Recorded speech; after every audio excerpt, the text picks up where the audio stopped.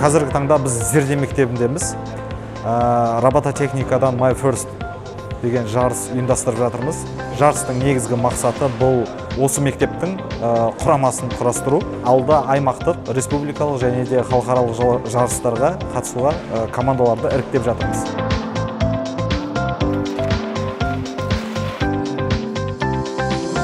Осындағы көп балалардың ең алғашқы жарыстарының бірі.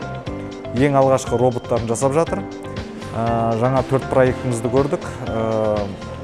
Қорғап, бірінші сыныптың балалары қорғап қалай жасағандарын, механикасын және де өздерінің жасаған жобаларының қай жерде қолданысқа енгізуге болатынын көрсетіп, айтып беріп отыр.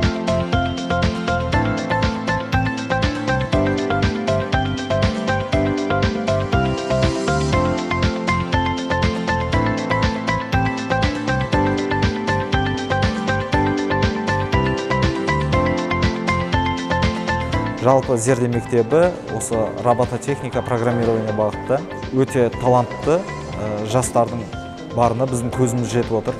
Енді жақсы дайындықпен біз болашақта осы зерде мектебінің балаларымен халықаралық деңгейде Қазақстанның намысын қорғасақ па деген ойымыз бар.